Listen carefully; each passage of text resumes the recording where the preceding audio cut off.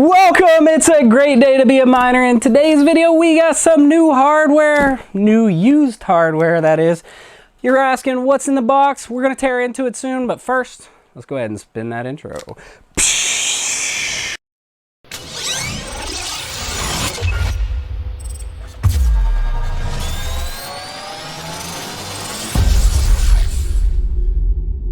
All right, so this is some new used hardware that we picked off of eBay, and as you can tell, they are in the IceRiver patented KSO boxes. So you can take a guess what's in the box. We're gonna tear these things open. We're gonna get a good look at them, and we're gonna tell you how much we paid for them and get them set up in mining and add to our farm. But first, you know what time it is? RGB knife. Engage.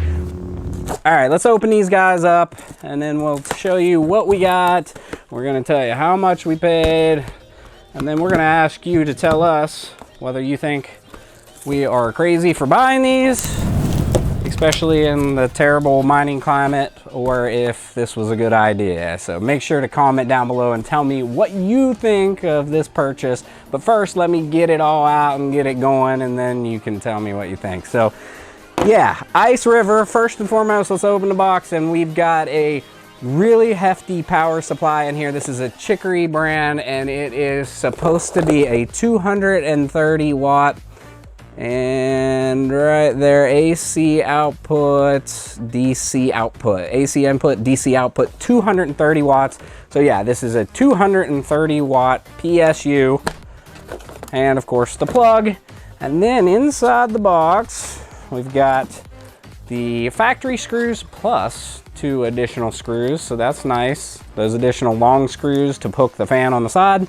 We've got the original faceplate laying in there, and then we've got a KSO Pro edition, but you can tell it is actually modified. As you can see, the fans have been moved. The 2 little 40 by 40 by 10 millimeter fans have been moved from the inside to the outside, and there is a good reason why those have been moved. You may or may not be able to see right up in there, but they have some super heavy duty copper heat sinks on those MOSFETs. So yeah, this is already pre-overclocked. He's already got the PB Farmer software on there. He's already got my clocks put in. He left the firmware on. He left the overclocks in there, and literally all I should be able to have to do is physically set this thing up and then go into the software and then just add my wallet and my mining pool, and bam, this thing should get up and hashing. So yeah, there's one of them. Let's get this out of the way. It'll clean up. Okay, so yeah, there's the one. Now let's see what's in the other box. What's in the box? Oh, again, what's in the box? Let's open this one up. I have to sharpen this here RGB knife. This thing getting dull, that cardboard, man. Break out the other one, the backup RGB knife. All right, so there is the box, and we'll start with the power supply. Exact same power supply, 230. These were actually 2 separate purchases that I made about 3 or 4 days apart, but from the same exact seller. And this one has both the plates. You know what? I don't know if both the plates were in that other one. I might have got ripped off a plate, not that I care. But yeah, both the plates are here, and the regular screws, but not the extra fan screws for the side. Whatever. And then here's the unit itself. Again, the fans have been moved from the inside to the outside right here on the side. And then it's got the same very beefy, super tall copper heat sinks that are put directly down onto the MOSFETs. Overclocking firmware is already over there. PB Farmer, it's already got the overclocks in there. And again, we should be able to just plug these things in, physically get them set up, change the wallet and the pool, and then go put them in their new home and get them mining. So that's what we're gonna do. Let's clean this up and let's get the additional hardware out that we're gonna use to set this up. Ready, go. And we're back. Just like that, we got us some extra hardware. So these are custom fan shroud covers that we printed out.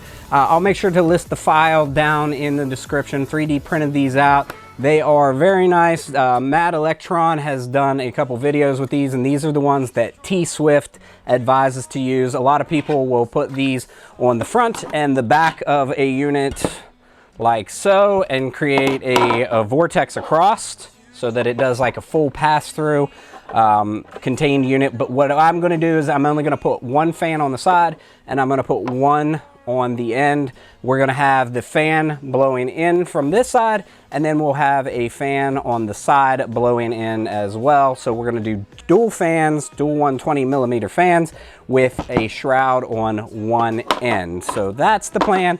So then, yeah, we need our fans. So let's get out our fans. This box of fans has sat on my shelf for like 2 years now, unused. So let's open this guy up. These were extra 120mm fans that I picked up from aaawave a long time ago. And these are really, really good mining fans, and I'll show you why in just a second.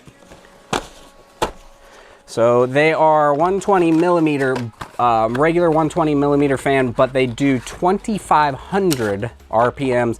Most normal fans will only do about 1,500 RPM. And then additionally, they have this crazy nice sleeved cable, and they can be daisy chained. So that's pretty nifty. So you could actually put these on a mining rig. You could put 5, 6, 8 in a row if you need to, and then you just plug one into the other, into the other, into the other in a nice line. But that's not how we're gonna use them. So we're gonna put one on each shroud, like so, blowing in. So the air is gonna be coming in through the shroud and funneling across.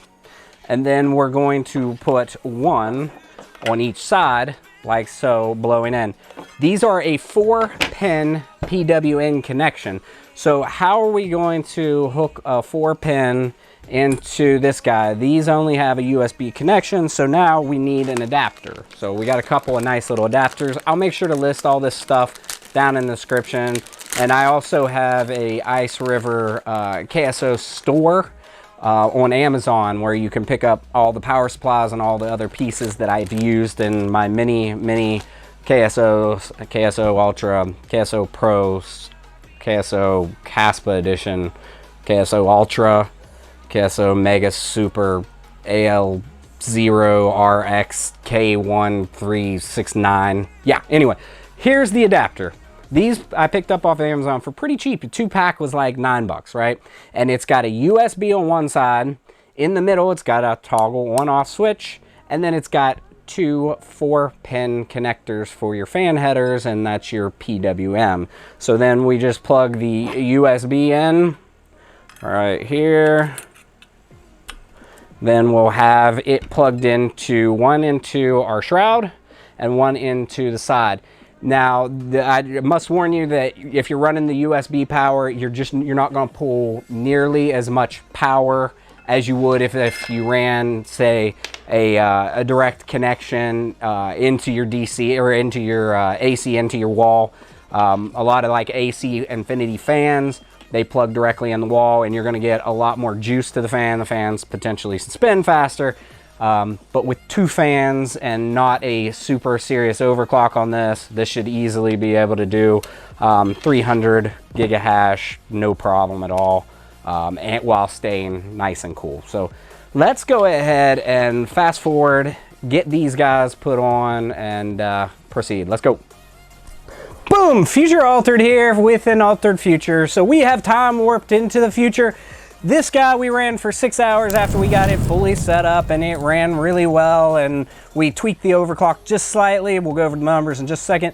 This guy has ran for about 12 hours, and it has ran pretty well as well. We tweaked the overclocks just slightly. Both of them are have hashed away for quite well and quite steady. The temperatures were really good. The board temperature staying well below 80. 75 to 80 for the board temperature, so the MOSFETs and whatnot. This is probably overkill cooling for what we're doing with these. So now let's go over the numbers, and then we'll talk about how much we paid and what our plans for these guys are, and then we're going to move them to their new home.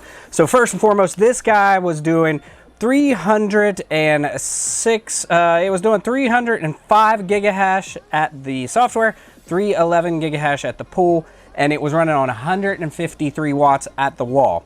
This one was running 302 gigahash, 303 at the pool, and it is using 153 watts again at the wall. So both 153 watts. Total between the two, 607 gigahash on 306 watts. So you're asking yourself, first and foremost, how much did I pay for these? They were about 110, counting shipping, taxes, fees, all that, shipped to door from eBay. So yeah, 110, so about 220 for the entire setup with the 230 watt power supplies and the units already heavily modded. Next, how much would these make per day if we were pool mining? How much revenue would these bring in if we just had these hashing away and getting shares on a pool? Well, combined after electricity at 12 cents per kilowatt hour, because that's what my electricity is. Some will pay much higher, some will pay lower, so keep that in mind. But at 12 cents per kilowatt hour, they would total at a loss of 3 cents per day. So if we ran these on a pool all day, we would lose 3 cents. Yeah, that's pretty bad ROI, right? If all things would stay equal, which they won't, the hash rate continues to climb. We actually are no longer in petahashes. We are in exahashes. So that is pretty wild that they have climbed clear out of the petahash range and clear into the exahash, which is 1,000 petahash. That's pretty wild. So why would we make this investment if we're actually losing money per day? I have a plan. I'm going to put both of these on solo mining, and I'm going to just see if we can hit any blocks, man. We're going to put both of these on solo mining. Total is going to use 306 watts. 306 watts is not going to affect me, and I'm not going to be hurt by the extra 300 watts of power per day. So it is what it is. It's a calculated risk. I may hit a bunch of blocks. I may hit hardly any blocks and actually come out worse in the end. But we'll make sure to do a follow-up video on that and tell you whether or not the solo mining was a good idea for us in our situation. So yeah, that covers cost and where we picked it up, how much they're making or losing rather, and so yeah, let's go put these in their final resting place and get them hashing where they belong. Let's go. All right, so we're here in the secret mining lair, garage, whatever you want to call it. And there are my two mini Doge 2s hashing away, triple mining, getting all those sweet bell rewards. And this is my AMD all reference model rig, obviously turned off. That's called the Arbiter rig, 6800s and 6700 XTs. And then up here is my new AL0. If you want to see how to set that up and how it's hashing and all that, check out my full setup and review video up above.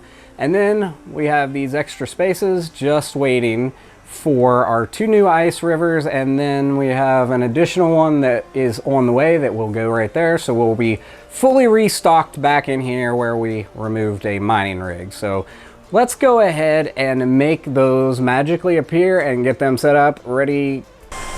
And there they are, all set up, ready to go.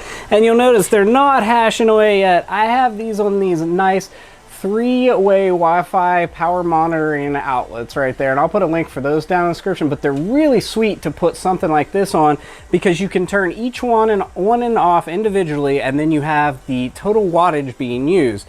And I use this app right here. Let's see if it'll focus.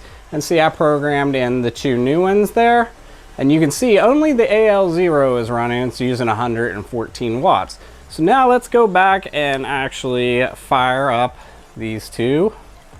Right, let's fire them up. Focus, there it is. And now just like that, we fired them up, and we'll be able to see the total power for these three units because of that Wi-Fi outlet. If one of them gets hung, stops hashing, you simply can just hit the switch off and then back on the individual outlet, off and then back on, and it'll start firing up and hashing away again. So yeah, they are in place. And now let's go over to the desk for some final thoughts.